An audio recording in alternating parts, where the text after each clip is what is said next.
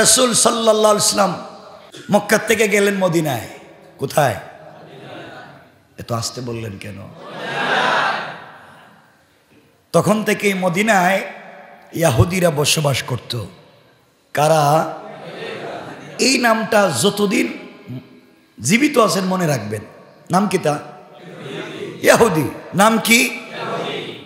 এই নামটা মনে রাখবেন।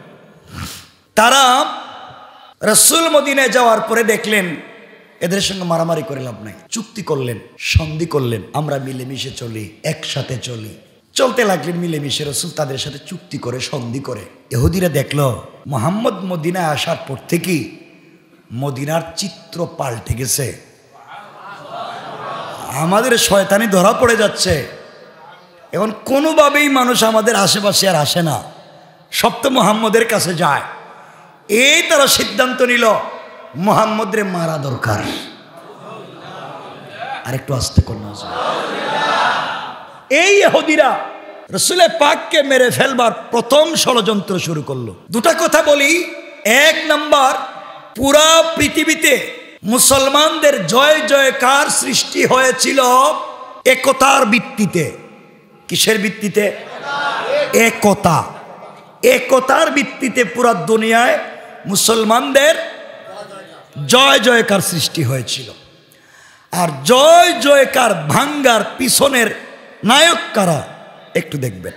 একদিন ইহুদিরা রাসূলকে দাওয়াত দিল মেরে ফেলবার জন্য। বলল আপনি একা আসবেন। নবীজি বলেন আমি তো একা চলি না, আমার সাথে কিছু মানুষ থাকে, নিয়ে আসেন। যাওয়ার পরে ইহুদিরা বলছে মুহাম্মদ তোমার সাথে পার্সোনাল কথা আছে, একটু আড়ালে আসেন। কোথায়? সাহাবায়ে কেরাম চিন্তা করলেন ওদের নিয়ত ভালো না, যদি রসুলটা কিছু করে। রসুলকে বলছেন ইয়া রাসূলুল্লাহ আপনি একা যাওয়ার দরকার নাই। নজরুল যাই না, দেখি না কি বলে। তারা নিয়ে গেছে একটা ওয়ালের পাশে, দেওয়ালের পাশে। এখানে রসুল দাঁড়াইছেন আর বড় বড় পাথর দিয়া দুইটা লোকরে পাঠাইয়া দিছে ওয়ালের ওপাশে। বলছে মুহাম্মদের সঙ্গে আমরা গল্প শুরু করব, আর তোমরা ওয়ালের উপরে উঠে মাথায় পাথর ফেলে মেরে ফেলবা। নাউজুবিল্লাহ বলেন। কত বড় চিন্তা দেখছেন। কথা যখন শুরু করতে যাচ্ছে আল্লাহ জিবরিল আমিনকে পাঠাইয়া দিছেন। কারণ কেউ না থাকলে আছেন কে? আরো জোরে বলেন কে? কেউ না থাকলেও হাসবি আল্লাহ, আল্লাহ আমাদের জন্য যথেষ্ট। জিবরিল আমিন বলছেন ইয়া রাসূলুল্লাহ ওদের সাথে এখানে দাঁড়াইয়া কথা বলার দরকার নাই, আপনি বলেন পরে কথা বলবো, আর একটু পিছন দিকে আপনি তাকান। যখন পাথর মারবে রাসূল পিছন দিকে তাকায় দেখেন পাথর নিয়ে দাঁড়ায় আছে। বলেন কি রে তোমরা না কথা বলতে আনছিলাতে, এটা কি? সুবহানাল্লাহ বললেন না? হাতে নাতে ধরা গেছে। রাসূল সাহাবায়ে কেরামদের সঙ্গে পরামর্শ করলেন আর ওদেরকে মদিনার থেকে বাইর করে দিলেন, সবগুলোরে বাইর করে দিলেন। ইহুদি সবাই চলে গেল খায়বারে। কই গেল? মনে রাখবেন তো জায়গার নাম। কোথায় গেছে? আপনাদেরকে কয়েকটা জায়গার নাম বলে আমাদের আজকের হবে না এই আলোচনায়, যে কয়েকটা জায়গার নাম আসবে ইয়ামান, মদিনা, শাম, মিশর, বসরা, কুফা, সানা, এই জায়গাগুলোর সাথে তাদের জিন্দেগি জড়িত। খায়বারে গিয়ে তারা জমা হইল কেমনে মুহাম্মদকে মারা যায়, কেমনে ইসলামকে ধ্বংস করা যায়। বিপুল ষড়যন্ত্র করলো, করতে করতে রাসূল ইন্তেকাল করলেন, কিছু করতে পারেনি। এরপরে ইয়ামানের সানা বর্তমান রাজধানী, ওই জায়গায় জন্ম নিয়েছে এক বেচারা ব্যক্তি, তার নাম আব্দুল্লাহ ইবনে সাবা। এই নামটা যদি জিন্দেগিতে মনে রাখেন তাইলে পুরা ইসলামকে পৃথিবীতে ধ্বংস করবার নীল নকশা যে করেছিল তার নাম আব্দুল্লাহ বিন সাবা। এই নামটা যদি মনে রাখেন পুরা ইসলাম ধ্বংস থেকে শুরু হয়েছে পুরো ইতিহাস মনে রাখতে পারবেন। আব্দুল্লাহ ইবনে সাবা সে চিন্তা করলো ইয়েমেনে কেমনে ইসলাম ধ্বংস করা যায়, কেমনে সবগুলো মুসলমানদের মাইরে ফেলায় দেওয়া যায়, কোনো লাইন পাইতেছেন। শেষ পর্যন্ত সে চলে আসছে মদিনায়। কোথায়? আবু বকরের যুগ, ওমরের যুগ। এরা তো সচেতন মানুষ, আল্লাহু আকবার, সচেতন মানুষ। এত নরম আবু বকরের দিলে তো নরম না যে তোমার সব দিয়ে দিব, নরম তো নরম আল্লাহর জন্য, তোমার জন্য না। একবার ওই যে ইহুদি আইসা রাসূলের কাছে বিচার দিছি, ইয়া রাসূলুল্লাহ আমার আবু বকর থাপ্পড় মারছে। কয় না তুই ভুল করছস, আবু বকর না ওমর মনে হয়। ইয়া রাসূলুল্লাহ আবু বকর। কয় না না, আবু বকরে কাউরে মারতে পারে না, এটা উমর। আল্লাহ রসুল আপনি কি বলেন, মারলো আবু বকর, আপনি উমরের কথা কোন কেন? আবু বকর থেকে মারার কথা না।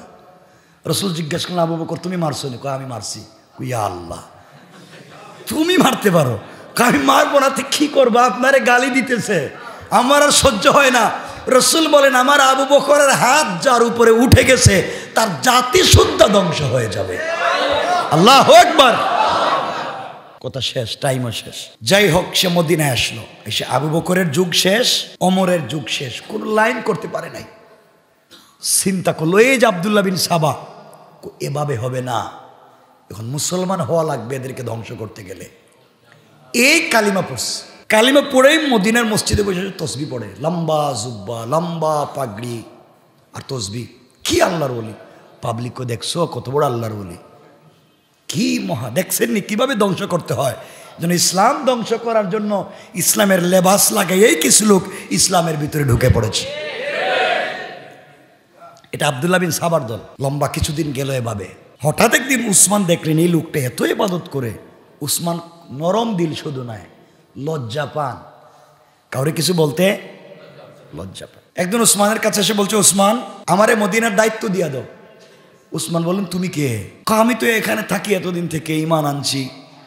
উসমান বুঝলেন কেউ দায়িত্ব চাইয়া নেওয়ার তো কথা না, এই লোকটা ভালো না, ঠিক কিনা বলেন? এই লোকটা ভালো না, এত ইবাদত লম্বা জুব্বা জুব্বা দিয়ে দেখলাম পড়ে তসবি টসবি, এখন দেখতেছি কয় হের কাছে দায়িত্ব দিতাম, লোকটা ভালো না, বাইর করে দিছে। সে গিয়ে পুরা মদিনায় বল উসমানের বিরুদ্ধে এই ষড়যন্ত্র, এই প্রথম ষড়যন্ত্র শুরু করে। উসমান কেমনে খলিফা হইল? উসমান কেমনে খলিফা?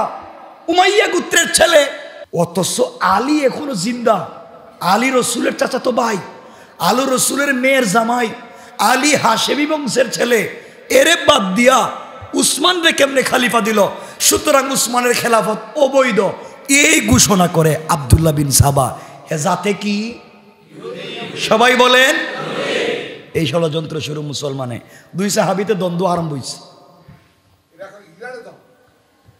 চিন্তা করছেন কি করলো? কিছু মানুষ খুঁজে পাইছে তার দলে, পাইব না কিছু নরম মিজাজ আছে তো, সত্যি তো হাশেমি বংশের লোক আলী, উসমান কেমনে খলিফা হইল আলীর রাখা? বুঝতে পারলেন ঘটনা খারাপ, ওরে মাইরা পিড়াইয়া বাইর করে দিছে। গেছে কোথায় জানেননি? বসরায় গেছে। কোথায়? বসরায়। ওই জায়গাগুলোর নাম আগে বলছি, ওই কোথায় কোথায় যাবে এরা শেষ পর্যন্ত। বসরায় গিয়ে এখানে ক্যাম্পেইন শুরু করছে। বসরার গভর্নর আবার ফিরে এর বাইর করে দিছে, তোমরা ইসলাম ধ্বংস করতেছ। গেছে কুফায়। কোথায়? কুফায় আগে থেকেই কিছু লোক আলীর জন্য দুর্বল, এটা আপনারা জানেন। ওখানে গিয়ে মিষ্টি মিষ্টি কথা বইলা কান্নাকাটি করে হাতে পায়ে ধরে শুধু কান্দে, কহারে আহলে বায়াত রসুলের পরিবার থেকে আইছে, আলীর রাইকা উসমান রে কেমনে খলিফা বানাইলো। কিছু লোক হায় হায় কি সুন্দর কাঁদতেছে। কিছু লোক তারে জায়গা দিল, একটা গ্রুপ বানাইলো।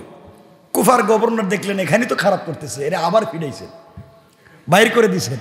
গেছে শাম। কোথায় গেছে? তখনকার শামের গভর্নর ছিলেন হজরতে আমিরে মুআবিয়া রাদিয়াল্লাহু তাআলা আনহু। মনে রাখবেন ওখানে গিয়েই গন্ডগোলটা শুরু হয়। ওই যে মারামারি শুরু হইব, আলী এবং হজরতে আয়েশার যুদ্ধ হবে, আলী এবং মুআবিয়ার যুদ্ধ, সাহাবায় যুদ্ধ, হাজার হাজার সাহাবী শহীদ হবেন। ওই কেমনে আরম্ভ করতেছে এই আব্দুল্লাহ বিন সাবার দল। এই যে এখান থেকে আপনাদেরকে একটা কথা বলি, এটা কেন যা হচ্ছে আপনারা দেখতেছেন, কি ঘটতেছে দেশে। আমি কলেজে পড়ে, ইউনিভার্সিটিতে পড়ে, স্কুলে পড়ে অনেক ছেলে মেয়ে, আপনারা আফসুস ভয় পাচ্ছেন না। কখন আপনার ছেলে কি করে ফেলে বুঝতে পারবেন না, কখন আপনার মেয়ে এসে আপনাকে কি বলে বুঝতে পারবেন না, কি হয়ে যাচ্ছে। মনে রাখবেন থার্ড জেন্ডার, তৃতীয় লিঙ্গ আর ট্রান্সজেন্ডার এক না। আমাদের এই সমাজে এই তৃতীয় লিঙ্গ যারা হিজড়া, তাদের মতো করে ট্রান্সজেন্ডারদেরকেও প্রতিষ্ঠা করবার যেই নীল নকশা চালানো হচ্ছে, এই পৃথিবীতে হিজড়াদেরকে আল্লাহ অধিকার দিয়েছেন, কারণ তারা জন্মগতভাবেই ত্রুটিপূর্ণ। আল্লাহ তাদেরকে সৃষ্টি করেছেন এভাবে, তারা নিজেদের মধ্যে নিজেই পরিবর্তন করতে পারে নাই। সৃষ্টিকর্তা তাদেরকে এভাবেই জন্ম দিয়েছেন, যে তাদেরকে জন্ম দিয়েছেন সে তাদেরকে অধিকারও দিয়েছেন। কিন্তু ট্রান্সজেন্ডার যারা ট্রান্সফার করে হয় আজকালকে সমাজে ভরে যাচ্ছে। দেখতেছেন না এগুলো, বুঝতেছেন না?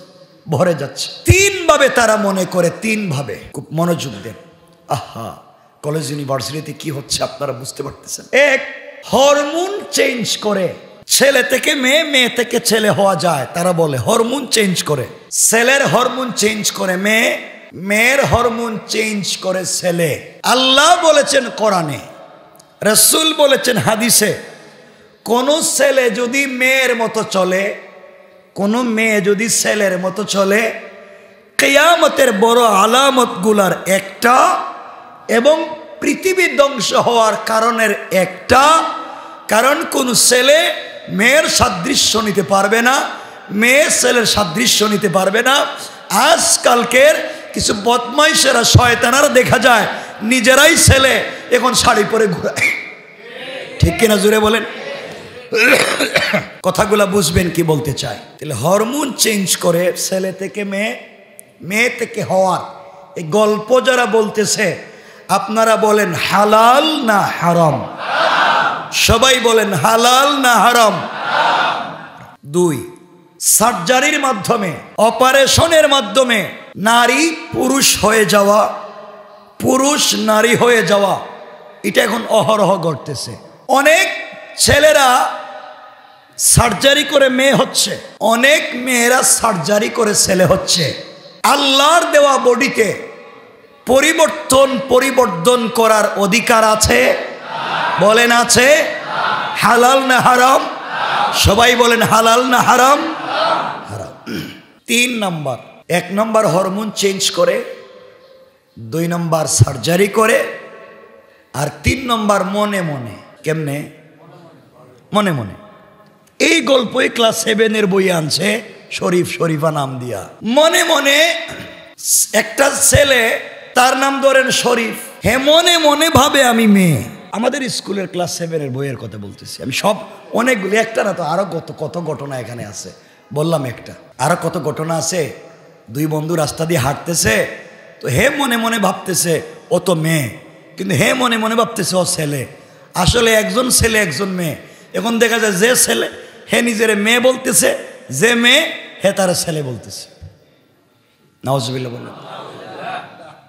দেখবেন কিছুদিন আগে আপনারা শুনেছেন একটা ছেলে হঠাৎ করে অনার্সে পড়া 1st এবং 3rd ইয়ার, 2nd ইয়ার যাওয়ার পরে সে মনে মনে ভাবছে আমি মেয়ে, এবং সে মেয়ে হোস্টেলে উঠবার জন্যে কাগজও জমা দিছে।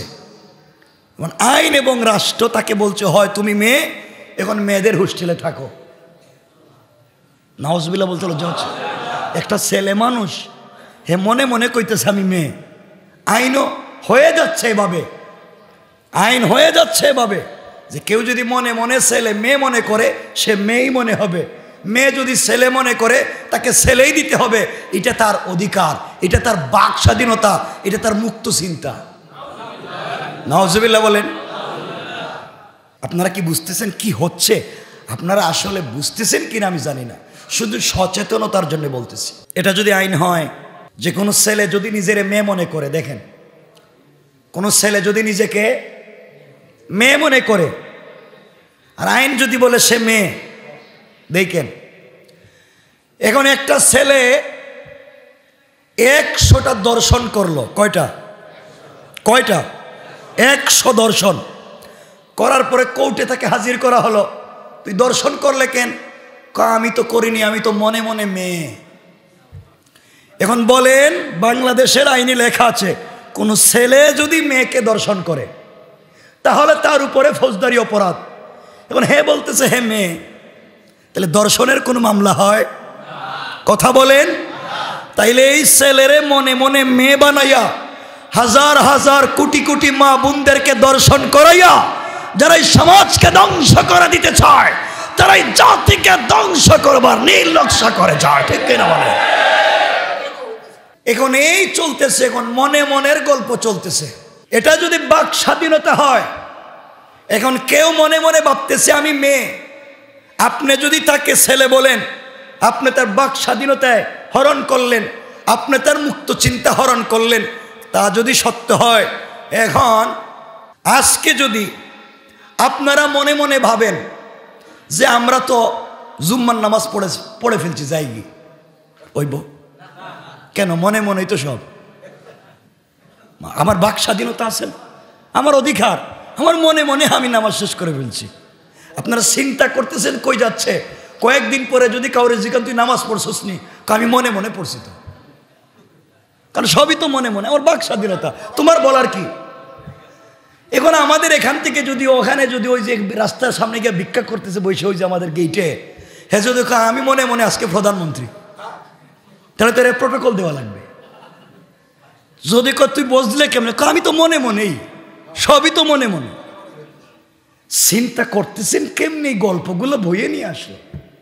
এখন মনে মনে যদি তা হয়, আপনার বাড়িতে আপনার দুলাভাই 20 কেজি মিষ্টি নিয়ে আসছে, আপনি দুলাভাইরে বলেন আব্বা আপনি মিষ্টি কেমনে লই আইলেন? কই আমার আব্বা কসকেন? কই মনে মনে আপনি তো আব্বা। বলে ঘটনা কি? কই এটা তোমার বাক স্বাধীনতা, আমার এটা মুক্ত চিন্তা। দুলাভাইরে বাপ বললে সমস্যা কি? এটা আমার অধিকার। তখন আপনারা বলেন এরা কেমনে ফিডাইলে শান্তি পাইবেন? আপনারা কি বুঝতেছেন আমার কথা? এই গল্পগুলা বইয়ে কেমনে আয়? আমার বাচ্চাগুলা এই সুজলা সুফলা শস্য শ্যামলা স্বচ্ছ শুভ্রোজ্জ্বল 56,000 বর্গ মাইলে এই সোনার বাংলাদেশের যে জাতি বাসার জন্য আন্দোলন করেছে, এই স্বাধীনতার জন্য জীবন দিয়েছে, দেশকে স্বাধীনতা ঐক্যন্য সমুন্নত রাখতে, অসাম্প্রদায়িক চেতনাকে প্রতিষ্ঠিত করতে জীবন যৌবন দিচ্ছে, তাদেরকে যারা যুবকদের চরিত্র নষ্ট করবার নীল নকশা করে যাচ্ছে, একদিন এই দেশে তাদের অস্তিত্ব থাকবে না, থাকবে না, থাকবে না। আপনার যদি বাক স্বাধীনতা এমন হয় মনে মনে ছেলেরে মেয়ে বলতে হয়, তাহলে ঘরে গিয়া যদি কোনো ছেলে, আপনি বাপ, ছেলে গিয়া যদি বলে দুলাভাই কই যাইবেন, আপনি বলেন তোর আমি বাপ না? বাপ হইলে কি হয়েছে? মনে মনে আমি কইতেছি দুলাভাই, কারণ সব তো মনে মনে। এটা কোনো কথা হইল? আল্লাহ আমাদেরকে হেফাজত করুক। কি হচ্ছে মনে মনে সব। সুতরাং এই সমস্ত মনে মনে গল্প শিখাইয়া যারা সমকামিতা শিখাচ্ছে, তোমাদের বড় মায়া কান্না হয় 15, 16, 17 বৎসরের মেয়ের বিয়ে হয়ে গেলে বাড়িতে পুলিশ নিয়ে হাজির হও, মেয়ে বিয়ে দেওয়া যাবে না। আর 40-50 বছর হয়ে গেছে মেয়েদের বিয়ে হচ্ছে না, তখন এদের বিয়ের জন্য কেন ক্যাম্পেইন করো না? ঠিক কিনা বলেন? ওটা করো না কেন? আল্লাহ আমাদের হেফাজত করুক, বলেন আমিন। সময় চলে যাচ্ছে, সমাজ এইভাবে নষ্ট। এই নষ্ট হওয়ার পিছনে যে কারণগুলা, অনেকগুলা কারণ, আমাদের সময় কম, বর্ণনা করার সুযোগ নাই। শুধু এতটুকুনি বলছি, কোরআনে কারিমের সূরা আল বাকারার 137 নম্বর আয়াত পড়েছি। এই আয়াত একটা ঐতিহাসিক আয়াত। এই আয়াতে হযরত উসমানের রক্ত পড়ে কোরআনের এই আয়াত লাল হয়েছিল কেন? কোন ঘটনার পরিপ্রেক্ষিতে? আমরা সেই দিকে আলোচনা করতে চেয়েছিলাম, কিন্তু সময় আর নাই। সুতরাং এই সমস্ত যারা শিখায়, এক সময় বাচ্চাদেরকে দেখলাম কত কিছু শিখাইল, এখন দেখতেছি আবার কত কিছু শেখানো শুরু করছে। ভবিষ্যৎ আর কি শিখাইয়া দেয় আল্লাহ জানে। আমরা সর্বোচ্চ জায়গায় যারা বসে আছেন তাদেরকে বলছি, আমরা আপনাদেরই ভাই, আমরা সবাই মিলে দেশে ভালোভাবে থাকতে চাই। যে যে ধর্মেরই হোক, যে যে গোত্রেরই হোক, সবাই মিলে তো বাঙালি বাংলাদেশি। আমরা আমাদের সংস্কৃতি, আমরা আমাদের সভ্যতাকে ঠিক রাখি। আমরা নষ্টামি চাই না। আমাদের বাচ্চাগুলো ভালো হোক, ইঞ্জিনিয়ার হোক, ব্যারিস্টার হোক, ডক্টর হোক, আল্লাহর ওয়াস্তে এই রাস্তাঘাটে পাগল ছাগল হোক আমরা চাই না। এই জন্যে এই জায়গায় বসে যারা এই সিলেবাসগুলা, এই বইপত্রগুলা যারা দেখেন, তারা যাদের সদয় দৃষ্টি কামনা করছি, সবগুলো পর্যালোচনা করে যা জাতির জন্য উত্তম তা যেন দেওয়া হয়। জাতিকে যারা ধ্বংস করতেছে তাদের থেকে আল্লাহ যেন আমাদেরকে হেফাজত করেন। সবাই বলেন আমিন। এর পিছনে কারা? রাসূল সাল্লাল্লাহু আলাইহি ওয়াসাল্লাম মক্কা থেকে গেলেন মদিনায়। কোথায়? এত আসতে বললেন কেন? তখন থেকে মদিনায় ইহুদিরা বসবাস করত। কারা? এই নামটা যতদিন জীবিত আছেন মনে রাখবেন। নাম কি তা? ইহুদি। নাম কি? এই নামটা মনে রাখবেন। তারা রাসূল মদিনায় যাওয়ার পরে দেখলেন এদের সঙ্গে মারামারি করে লাভ নাই। চুক্তি করলেন, সন্ধি করলেন, আমরা মিলেমিশে চলি, একসাথে চলি। চলতে লাগলেন মিলেমিশে। রাসূল তাদের সাথে চুক্তি করে, সন্ধি করে। ইহুদিরা দেখল মুহাম্মদ মদিনায় আসার পর থেকেই মদিনার চিত্র পাল্টে গেছে। আমাদের শয়তানি ধরা পড়ে যাচ্ছে। এখন কোনোভাবেই মানুষ আমাদের আশেপাশে আর আসে না, সব তো মুহাম্মদের কাছে যায়। এই তারা সিদ্ধান্ত নিল মুহাম্মদরে মারা দরকার। আরেকটু আস্তে করুন। এই ইহুদিরা রাসূলে পাককে মেরে ফেলবার প্রথম ষড়যন্ত্র শুরু করলো। দুটা কথা বলি। এক নাম্বার, পুরা পৃথিবীতে মুসলমানদের জয় জয়কার সৃষ্টি হয়েছিল একতার ভিত্তিতে। কিসের ভিত্তিতে? একতা। একতার ভিত্তিতে পুরা দুনিয়ায় মুসলমানদের জয় জয়কার সৃষ্টি হয়েছিল। আর জয় জয়কার ভাঙ্গার পিছনের নায়ক কারা একটু দেখবেন। একদিন ইহুদিরা রাসূলকে দাওয়াত দিল মেরে ফেলবার জন্য। বলল আপনি একা আসবেন। নবীজি বলেন আমি তো একা চলি না, আমার সাথে কিছু মানুষ থাকে, নিয়ে আসেন। যাওয়ার পরে ইহুদিরা বলছে মুহাম্মদ তোমার সাথে পার্সোনাল কথা আছে, একটু আড়ালে আসেন। কোথায়? সাহাবায়ে কেরাম চিন্তা করলেন ওদের নিয়ত ভালো না, যদি রাসূলটা কিছু করে। রাসূলকে বলছেন ইয়া রাসূলুল্লাহ আপনি একা যাওয়ার দরকার নাই। নজরুল যাই না, দেখি না কি বলে। তারা নিয়ে গেছে একটা ওয়ালের পাশে, দেওয়ালের পাশে। এখানে রাসূল দাঁড়াইছেন, আর বড় বড় পাথর দিয়া দুইটা লোকরে পাঠাইয়া দিছে ওয়ালের ওপাশে। বলছে মুহাম্মদের সঙ্গে আমরা গল্প শুরু করব, আর তোমরা ওয়ালের উপরে উঠে মাথায় পাথর ফেলে মেরে ফেলবা। নাউজুবিল্লাহ বলেন।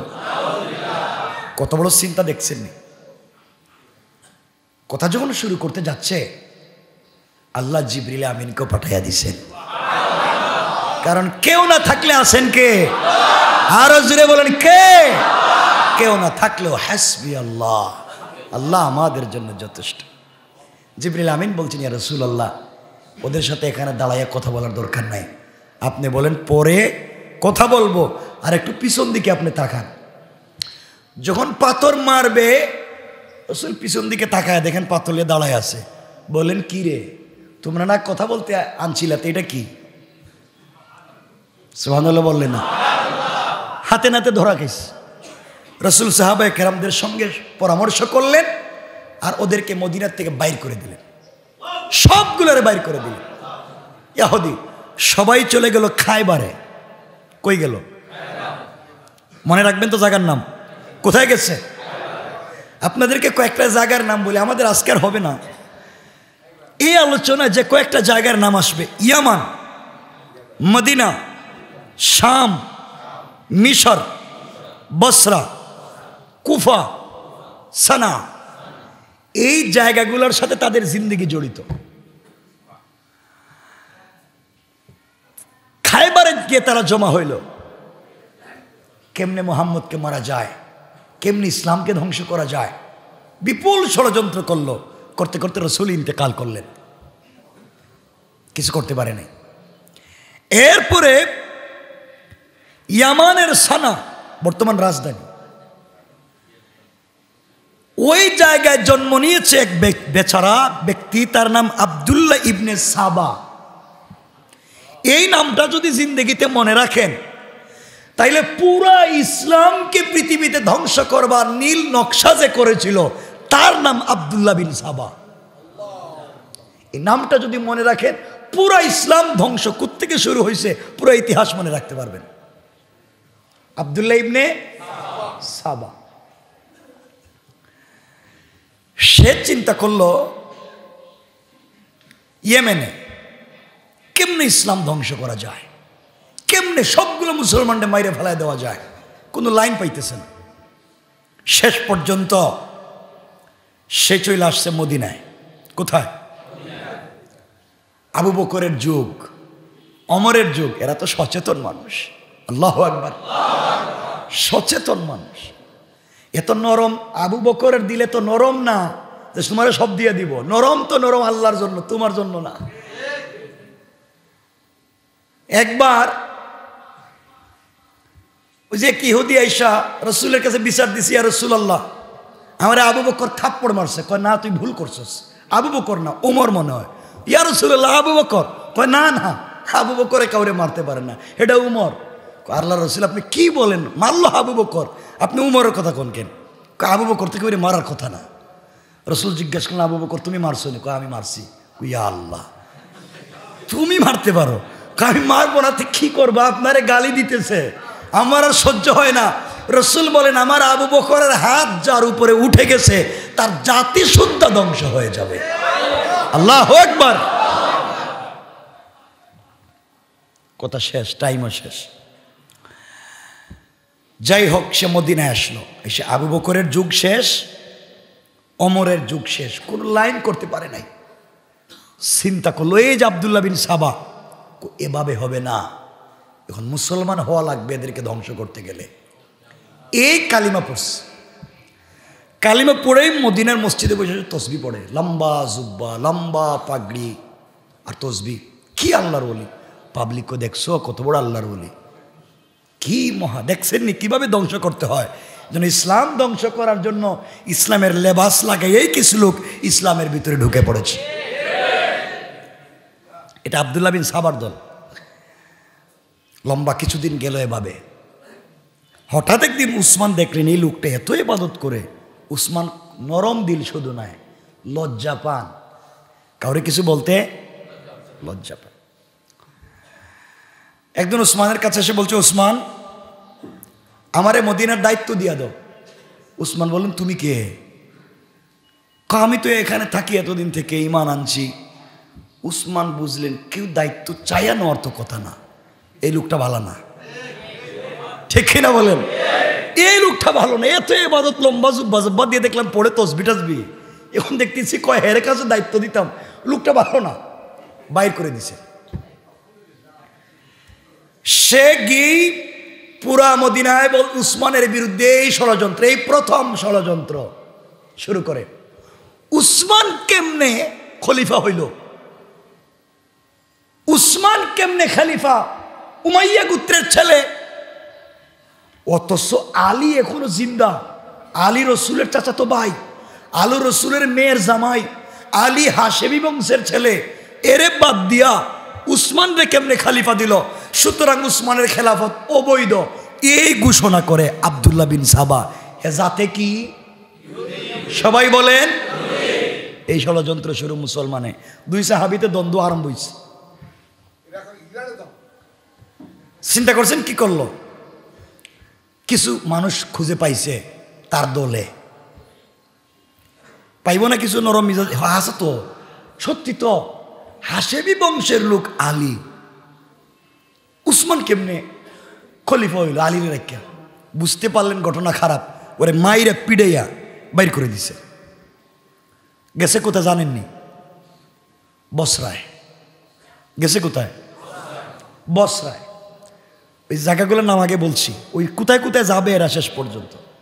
বসরায় গিয়ে এখানে ক্যাম্পেইন শুরু করছে। বসরার গভর্নর আবার ফিরে এর বাইর করে দিছে, তোমরা ইসলাম ধ্বংস করতেছো। গেছে কুফায়। কোথায়? কুফায় আগে থেকেই কিছু লোক আলীর জন্য দুর্বল, এটা আপনারা জানেন। ওখানে গিয়ে মিষ্টি মিষ্টি কথা বইলা কান্নাকাটি করে হাতে পায়ে ধরে শুধু কান্দে, কহারে আহলে বায়াত রসুলের পরিবার থেকে আইছে, আলীর রাইকা উসমানরে কেমনে খলিফা বানাইলো। কিছু লোক হায় হায় কি সুন্দর কাঁদতেছে, কিছু লোক তারে জায়গা দিল, একটা গ্রুপ বানাইলো। কুফার গভর্নর দেখলেন এখানে তো খারাপ করতেছে, এরা আবার ফিরাইছে, বাইর করে দিছেন, গেছে শাম। কোথায় গেছে? তখনকার শামের গভর্নর ছিলেন হজরতে আমিরে মুআবিয়া রাদিয়াল্লাহু তাআলা আনহু।